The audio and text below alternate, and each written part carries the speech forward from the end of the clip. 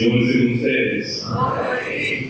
Anuncio del Santo Evangelio según San Mateo. Gloria a ti, Señor.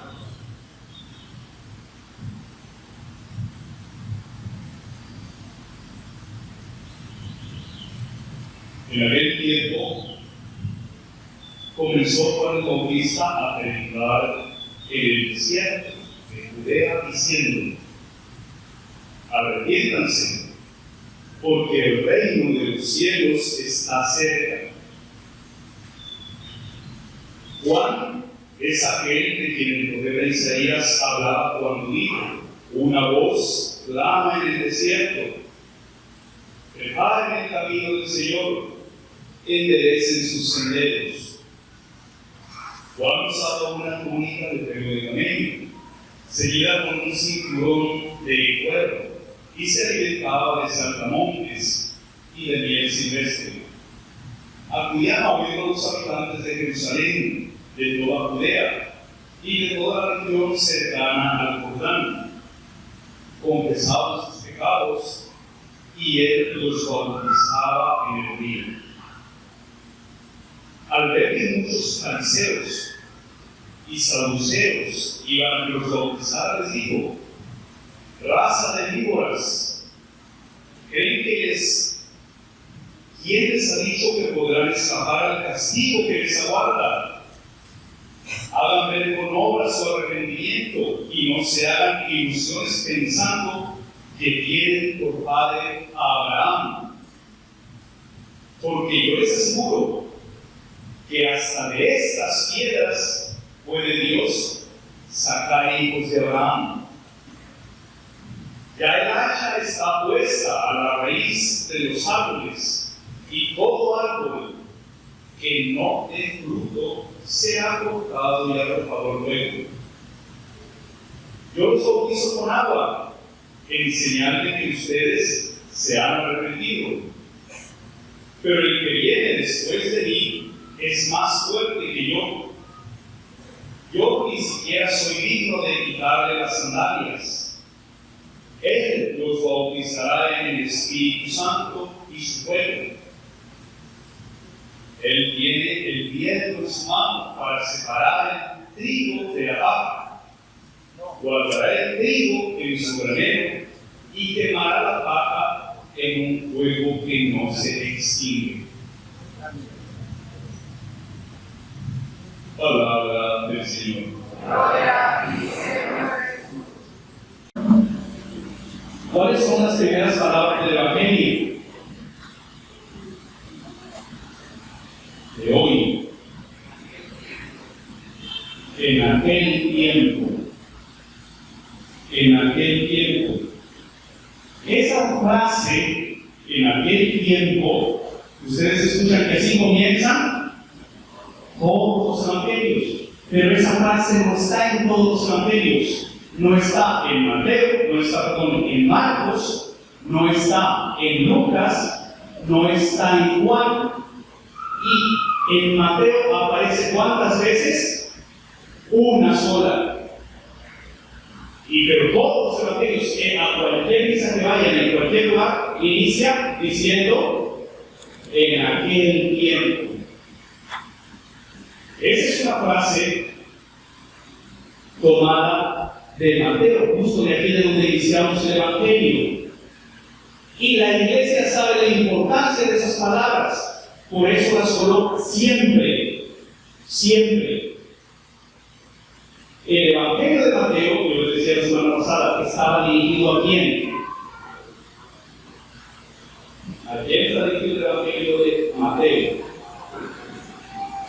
El Evangelio de Marcos está dirigido a los romanos.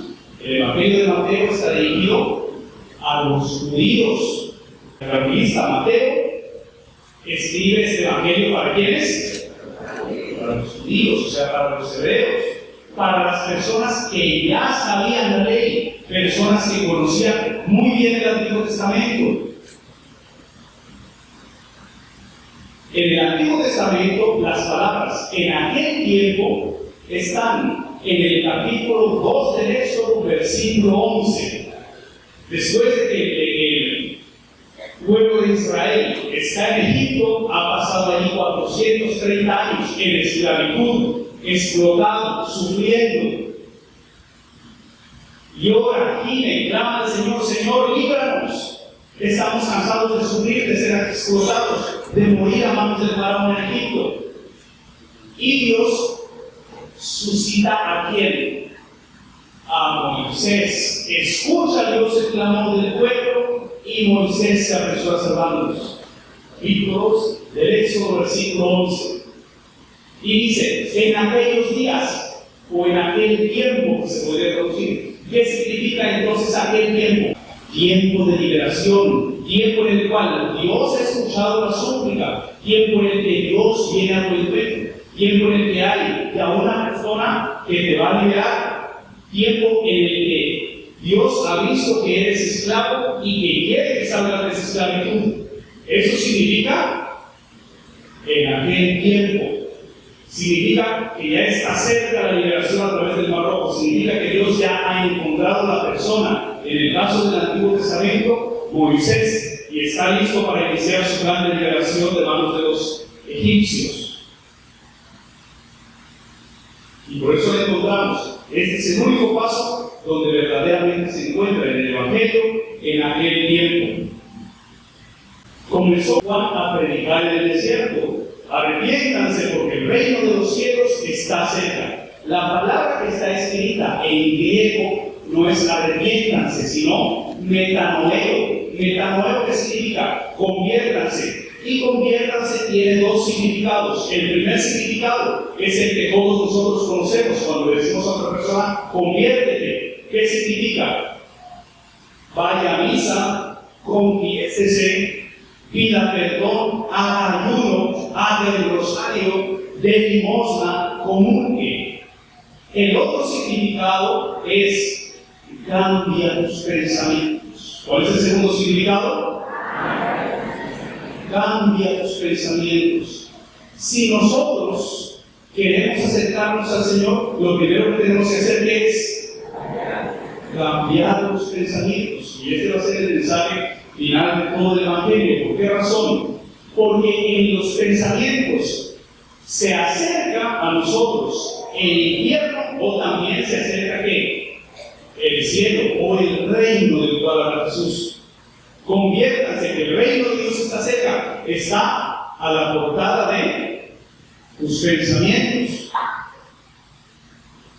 Una persona que, por ejemplo, es celosa, sale el marido de la casa y la persona, la esposa, está: uy, pero se demoró, ya me debe estar poniendo los cachos. ¿Con quién estás? ¿Estás con la otra? ¿De dónde nacen los celos? De los pensamientos. Hay una inseguridad y esta se refleja en su modo de pensar. ¿Quién es la que vive el infierno?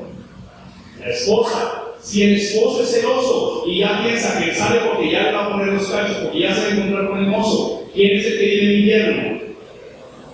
El que tiene los pensamientos. Si yo veo que las personas de las primeras filas están dormidas y entonces yo digo: ay, los estoy aburriendo, no voy a hablar más, me acomplejo y cada vez las misas serán más aburridas. Si yo pienso en cambio: se deben haber dormido porque salieron a bailar anoche y están tomados y no durmieron y quisieron ir a la misa, ¿quién es el primer beneficiado de ese modo de razonar?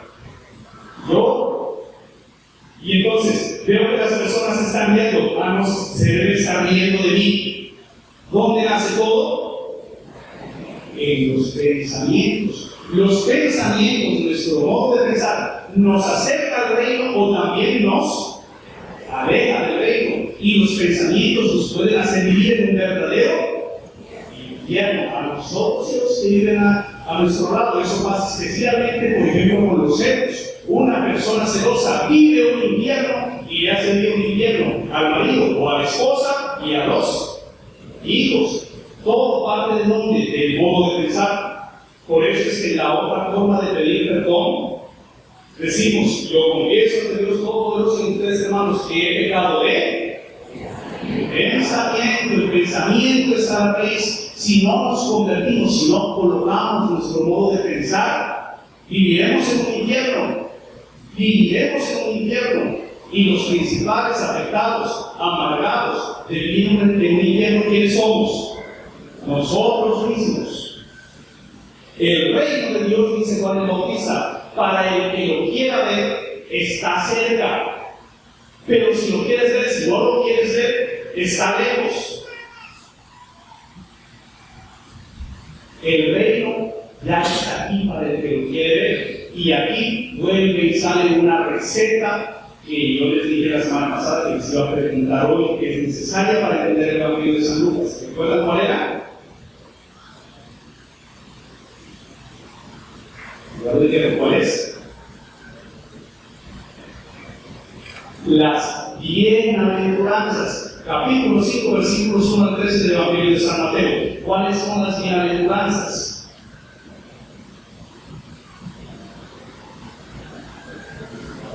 Bienaventurados los pobres de espíritu, el griego, Macario. Macario se puede traducir como bienaventurados, como dichosos o como felices. Felices los pobres de espíritu, porque de ellos es el reino de los cielos.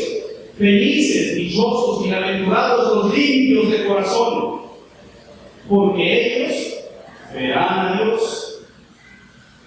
Una persona desconfiada que anda viendo el mal, todo el mundo es malo, todos los demás quieren hacerle daño, está viviendo su propio infierno. ¿Por qué? Porque su vista está nublada. Tienes que cambiar de manera de pensar. No todos los demás son malos. No todos los demás son buenos. Dice un pensador, son tan tontos aquellos que no confían en nadie, igual que aquellos que confían en todo el mundo. No se puede ni confiar en todo el mundo, ni tampoco desconfiar de todos. Las bienaventuranzas, si nosotros queremos aprovechar el Evangelio de Mateo, tenemos que conocer las bienaventuranzas. Las bienaventuranzas es la fórmula de la felicidad. Es la bienaventuranza. Bienaventurado quiere decir feliz, dichoso, realizado. Has llegado a la plenitud. ¿Por qué? Porque has aprendido a ver el mundo. ¿Y cómo quieres ver el mundo de una mejor manera si tus pensamientos están podridos? Tienes que aprender a ver el mundo. Y lo primero que tienes que cambiar, ¿qué es entonces? Los pensamientos. Otro escritor cuyo nombre se me va en este momento dice: cuida tus pensamientos, porque tus pensamientos se convierten en palabras. Cuida tus palabras, porque tus palabras se convierten en acciones. Cuida tus acciones, porque tus acciones se convierten en comportamientos. Cuida tus comportamientos, porque tus comportamientos se convierten en personalidad. Y de tu personalidad depende el cielo o el infierno. ¿Qué está a la base? Los pensamientos. Convertirse, por lo tanto, ¿qué es? Cambiar el modo de pensar. Y hay pensamientos que son como virus, nos dañan y nos hacen ver todo de la peor manera. Pregunta, levanten la mano los que ya hicieron el pesebre.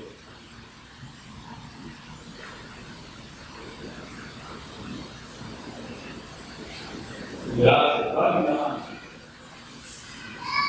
Entre un 20 y un 25%, ¿y los demás? Lo hacemos el 24 por la tarde. ¿Y por qué no hacemos el pesebre? El pesebre no es para hacerlo de afán, que hay que hacer el pesebre. Y entonces dice, sí, en la casa sí lo hacíamos cuando teníamos niños pequeños por ellos, pero nosotros ya estamos viejos, ya nos da lo mismo. Cierto, tienes razón, estás viejo y estás viviendo en un infierno. ¿Por qué andas hablando por todo? Porque tienes un corazón viejo. El pesebre es para que toda la familia se reúna alrededor de las figuritas, de los muñecos, de las cositas. ¿A qué? A rejuvenecer el corazón. Te has convertido en un amargado porque los villancicos se fastidian y el pesebre pudriéndose ahí con los ratones y las cucarachas. Y quieres pensar mejor y después nos andamos hablando, es que la rutina, todos los días lo mismo, obvio. ¿Por qué? Porque es tu forma de pensar la que te hace en el mundo de esa manera. El pensamiento es tan grande tan grande esta conversión de la cual nos habla San Juan Bautista, o los pensamientos que puede llevar a una persona a la vida o la puede llevar a la muerte. Por allá en el año 64, un estudioso de nombre Norman Dawson descubrió el efecto placebo. ¿Qué habla este efecto placebo? Que una persona estando enferma tomaba pastillas de harina o de azúcar, y tomando esas pastillas, si no contenían ningún principio activo, ¿qué pasaba? Se sanaban. ¿Por qué? Porque pensaban que les iba a hacer bien. Algunos años después se descubrió también el efecto nocebo. ¿Qué significa? Que si yo pienso que algo me va a hacer mal, me hace mal, porque todo a la base de todo que está el pensamiento. Entonces, ¿van a hacer todos el pesebre? Sí, hay que hacer el pesebre. Es una forma de jugar, una forma de rejuvenecerse, una forma de pensar mejor, una forma de cambiar el ánimo, una forma de llenarse de entusiasmo, ver la casa con luces, ver la casa con arreglos, con adornos, ver el pesebre y invitar a que venga, mire nuestro pesebre. Adornar la casa quiere decir que te estás convirtiendo poco a poco, tienes que ir modificando todos esos pensamientos. Así que dejarás de ser un amargado o una amargada, exportando únicamente amargura, ladrando en todo momento. A eso se refiere Juan cuando dice: el reino de Dios está cerca. ¿Para quién? Para el que lo quiere ver. Y continúa. Cuando estaba una túnica de pelo de camello, se llega con un cinturón de cuero y se alimentaba de saltamontes y miel silvestre. Esta vestidura no tiene nada de especial. Nos hace referencia especialmente al segundo libro de los Reyes, porque los que vestían así, ¿quiénes eran? Los profetas. Los judíos, ellos esperaban que cuando viniera el Mesías, antes de eso tenían que resucitar ¿quién? Elías. Si resucitaba Elías, quiere decir que el Mesías llegaría. Mateo lo que quiere decir: miren, ese Elías que ustedes están esperando, ¿quién es? Juan el Bautista. Miren, se viste igual que los profetas, se alimenta igual que los profetas. Lo que gritaba Juan era: preparen el camino del Señor, enderecen sus senderos. Después de que el pueblo llegó a Jerusalén, el rey Nabucodonosor llega y los expulsa, los lleva al exilio, y ellos se encuentran exiliados en Babilonia. Y el profeta Isaías, que anunciaba: se acerca el día de la liberación. Isaías capítulo 40, versículo 3. Para liberarse, ¿qué tenían que hacer? Construir un sendero, desde aquí, desde Babilonia, ¿hasta dónde? Hasta Jerusalén. Él anunciaba la construcción ¿de qué? De una carretera. Quiten todo lo que haya. Esa carretera, ¿quién es? Cristo. En el Nuevo Testamento, la carretera para llegar a la liberación, ¿cuál es? Cristo. Ya se construyó, no una carretera, sino una autopista, con un Dios generoso. Juan vuelve y utiliza las palabras: necesitamos construir una carretera para llegar a Dios. Y esa carretera ya está aquí. ¿Qué tiene que hacer? Que verla. Acudían a oír los habitantes de Jerusalén, de toda Judea y de toda la región cercana al Jordán.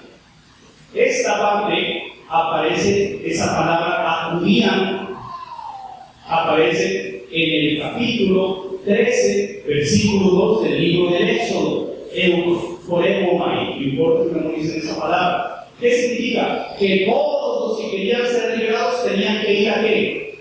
A cambiar los pensamientos. Tenían que ir a hacerse bautizar de nuevo, a buscar un nuevo nacimiento, a ver cómo se sometían y se lavaban de todo en el río, especialmente de la manera de pensar. Cuando una persona está llena de problemas y no sabe por dónde iniciar, ¿qué es lo primero que tiene que hacer? Buscar la punta del ovillo. ¿Y la punta del ovillo cuál es? Los pensamientos. Los pensamientos. Tengo que volver a nacer, tengo que sumergirme. Y lo primero es colocar a Dios en el corazón.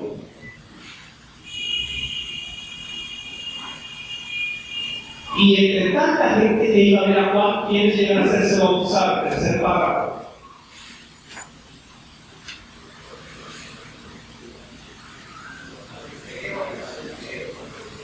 fariseos y los saduceos. Les hago una pregunta a ustedes.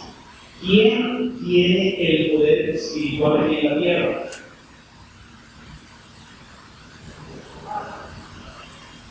Si esta pregunta se la hacen a un ateo, el ateo les va a decir, el poder espiritual se lo aseguraron quienes, los curas, el Papa, el Vaticano, la Iglesia Católica.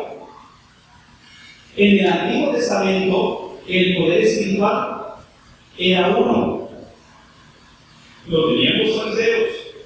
Y el poder sacerdotal era aparte. El sacerdote servía únicamente para ofrecer el reino del templo, pero no tenía el poder espiritual. Después de Jesús, el poder espiritual queda en manos de quién? Del sacerdote. Se unen estas dos funciones. Fariseos y saduceos, que después serán enemigos, aquí aparecen como amigos, yendo a bautizarse. ¿Por qué se van a bautizar ellos? Por seguir la tradición. Libro del Levítico, capítulo 15, versículos del 16 al 18. Ven los ritos y como hay que ir a bautizarse, pues vamos a bautizarnos. Apareció uno bautizando allá, vamos a que nos bauticen. Hay gente que dice, Padre, es pecado, me invitaron al culto evangélico. Y yo fui, porque de todas maneras se va a ver la palabra de Dios. Padre, me invitaron a hacerme un baño donde hay un chamán. Yo fui, porque de todas maneras eso no creo que sea malo.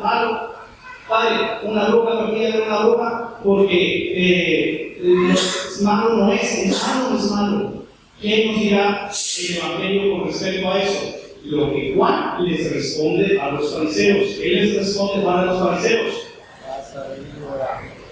Raza de víboras. Las palabras de Juan son bien duras. Andan buscando por aquí y por allá. Raza de víboras, exactamente. Raza de víboras. ¿Quién les ha dicho que podrán escapar al castigo?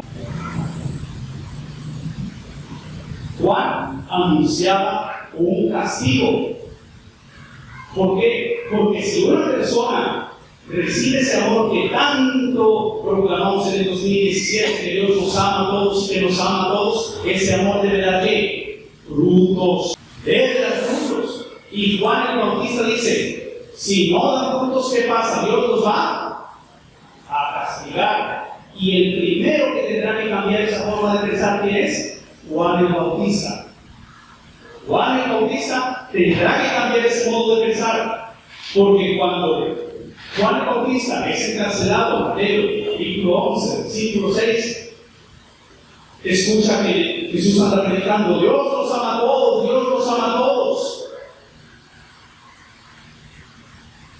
Y dice, pero este no es el Jesús que yo prediqué, porque yo predicaba el castigo, yo predicaba la ira divina, que está en todo el capítulo 10 del Evangelio del libro del profeta Isaías, especialmente en los versículos 4, 5 y 33. Yo predicaba un castigo para todos los hermanos, y viene Jesús y dice que los ama a todos, no. Así que, estando en la cárcel, le manda a preguntar a Jesús, vayan y pregúntenle, ¿eres tú el que debía venir o todavía debemos esperar a otro? Y Jesús, ¿qué le respondió? Vayan y díganle que los sordos oyen, que los ciegos, que los mudos, que los paralíticos caminan. Por lo tanto, ha llegado el reino.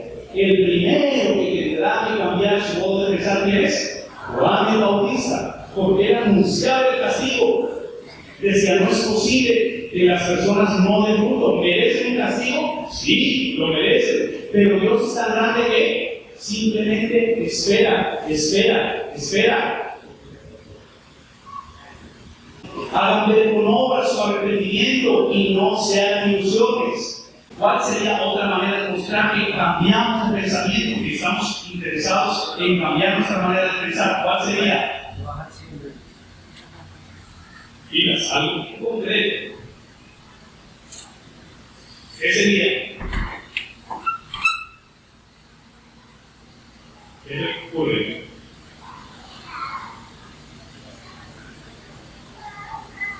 ¿Algo más concreto todavía?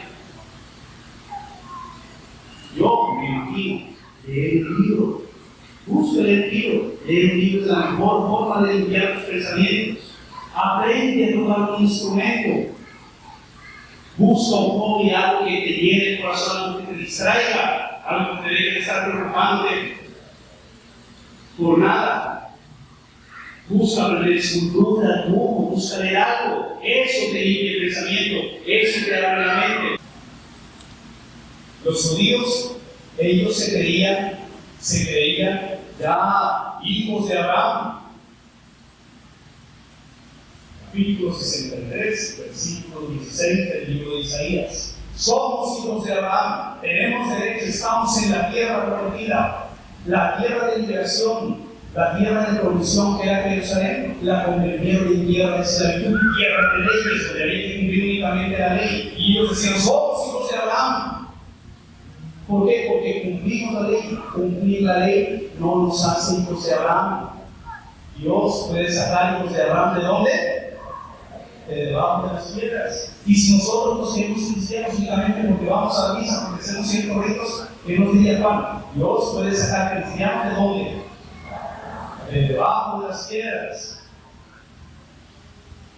La verdad está puesta a la raíz de los árboles, y todo árbol que no dé fruto será cortado y arrojado al fuego. Este modo de predicar era lo que a Juan más le atormentaba. ¿Por qué? Porque será un Jesús castigador y tendrá que predicarse. ¿Es el Jesús a que yo prediqué? No. Juan predicaba un bautismo también de fuego para exterminar a todos los pecadores. Y el bautismo que traerá Jesús será un bautismo ¿para qué? Para empezar a renacer, para empezar a cambiar especialmente los pensamientos del corazón. En la mitad de lo que Juan decía tenía razón. La otra mitad tiene que cambiar los pensamientos. Los discípulos lo mismo pensaban, por eso cuando no nos recibieron en un pueblo decían, Señor, ¿quieres que hagamos volver fuego? No, les dice Jesús, no soy ese Mesías pecador, castigador que Juan predicó. Juan, el mérito que tuvo fue intentar conocer al Señor, buscar conocer al Señor como lo comprendía, ejerciendo la misión que había recibido.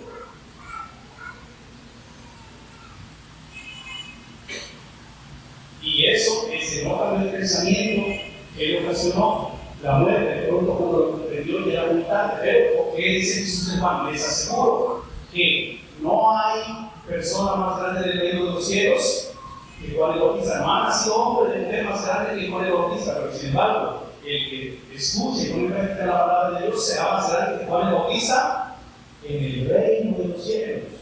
Intentando hacer un resumen de todo lo que hemos dicho, el mensaje es: Juan nos quiere llevar a la conversión. La conversión es ¿para qué? Para ser dichosos, bienaventurados, felices. ¿Por qué? Porque el reino de Dios ya está aquí para el que lo quiere ver. El que no lo quiere ver seguirá siendo esclavo de su propio infierno. Y el infierno o el infierno inicia ¿dónde? ¿Dónde inicia? En nuestros pensamientos. Cuidemos de pensamientos que nos matan. Cuidemos de los pensamientos que nos dañan. Para limpiar los pensamientos se necesita aprender alguna cosa concreta, leer, cantar, escuchar alguna buena reflexión, aprender, buscar a la María, buscar alguna reflexión de cualquier cosa, leer alguna biografía. Entre más desperdiciemos el tiempo en celulares, en internet, en cosas sin beneficio, más nos uniremos en dónde? En nuestro propio infierno. ¿Y quién es el responsable del infierno? Nosotros mismos. Y nosotros mismos también podemos ser responsables de nuestro propio cielo. Cerrado por Jesús.